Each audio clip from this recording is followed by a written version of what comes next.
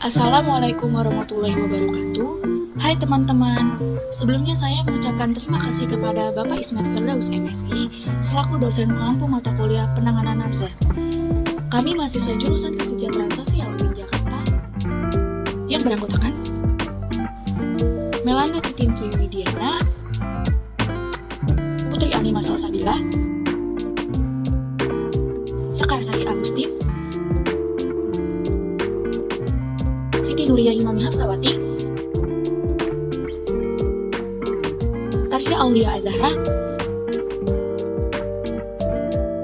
Tita Chandra Kusumastuti. Kami akan menjelaskan kepada kalian mengenai penyuluhan program remaja sehat tanpa narkoba penguat karakter bangsa. Apa itu narkoba? Narkoba atau narkotika psikotropika bahan adiktif lainnya adalah obat untuk menenangkan saraf, menghilangkan rasa sakit, dan menidurkan atau dapat memabukkan sehingga dilarang dijual untuk umum. Dari sekian banyak macam dan bentuknya, narkoba mempunyai banyak persamaan, diantaranya adalah sifat adiksi atau ketagihan, daya toleran atau penyesuaian, dan daya habitual atau kebiasaan yang sangat tinggi. Selanjutnya, jenis dan golongan narkotika berdasarkan undang-undang. Yang pertama, narkotika golongan 1 yaitu ganja, opium, dan tanaman koka sangat berbahaya jika dikonsumsi karena berisiko tinggi menimbulkan efek kecanduan. Yang kedua, narkotika golongan 2 yaitu bisa dimanfaatkan untuk pengobatan asalkan sesuai dengan resep dokter. Jenis dari golongan ini kurang lebih ada 85 jenis. Beberapa diantaranya seperti morfin, alfaprodina, dan lain-lain. Golongan 2 juga berpotensi tinggi menimbulkan ketergantungan. Yang ketiga, narkotika golongan 3 yaitu memiliki risiko ketergantungan yang cukup ringan dan banyak dimanfaatkan untuk pengobatan serta terapi. Selanjutnya, memang apa sih bahayanya? Berikut ini adalah dampak terhadap fisik yang timbul dari penggunaan narkotika. Yang pertama, halusinogen. Penggunaan narkotika dapat mengakibatkan pengguna menjadi berhalusinasi dengan melihat suatu hal atau benda yang sebenarnya tidak nyata. Yang kedua, ada stimulan. Penggunaan narkotika mengakibatkan kerja organ tubuh menjadi lebih cepat dari kerja biasanya, sehingga mengakibatkan pengguna menjadi lebih bertenaga untuk sementara waktu. Yang ketiga, ada depresan. Penggunaan narkotika digunakan untuk menekan sistem syaraf pusat dan mengurangi aktivitas fungsional tubuh, sehingga pemakai merasa lebih tenang. Yang keempat, ada adiktif. Seorang pengonsumsi narkotika akan ingin terus mencoba lagi dan lagi untuk mengonsumsi narkoba. Selanjutnya, ada dampak terhadap sosial yang timbul dari penggunaan narkotika. Penggunaan narkotika dapat berdampak pada diri sendiri dan juga orang terdekat seperti keluarga. Keluarga akan dikucilkan oleh masyarakat dan pengguna akan menjadi beban bagi keluarganya, pendidikannya bahkan menjadi terganggu hingga timbul kejahatan dan kasus kriminal lain yang dapat merugikan masyarakat sekitar. Selanjutnya ada dampak psikologis, yaitu lamban kerja, ceroboh kerja, sering tegang dan gelisah, hilang kepercayaan diri, apatis, penghayal, penuh curiga, agitatif, menjadi ganas dan tingkah laku yang brutal, sulit berkonsentrasi, perasaan kesal dan tertekan, cenderung menyakiti diri, perasaan tidak aman bahkan bunuh diri, gangguan mental dan antisosial, serta asusila. Berikut ini adalah beberapa tokoh yang terseret kasus narkoba dan hukuman yang mereka terima atas penyalahgunaan narkoba. Yang pertama, politikus Partai Demokrat yaitu Andi Arief turut terseret kasus narkoba. Ia diamankan setelah mengkonsumsi sabu di Hotel Peninsula pada Minggu 3 Maret 2019. Setelah ditahan dan menjalani pemeriksaan selama 2 hari, Andi Arief akhirnya dilepas oleh pihak kepolisian pada Selasa 5 Maret 2019. Namun, selanjutnya Andi akan kembali mendatangi Direktorat 4 Barisskrim dan kemudian akan menjalani proses rehabilitasi di Badan Narkotika Nasional. Yang kedua, Zulkifli alias Zulzifilia merupakan seorang vokalis grup musik yang terancam hukuman mati karena perannya sebagai pengedar ekstasi dan sabu-sabu. Berita penangkapan vokalis band Zifilia ini cukup mengejutkan, sebab barang bukti yang disita dari tangan Zul tak sedikit jumlahnya, yakni sabu seberat 9,5 kg, pil ekstasi sebanyak 24.000 butir, dan timbangan elektrik. Berdasarkan barang bukti ini, Zul terancam maksimal hukuman mati atau minimal 20 tahun penjara.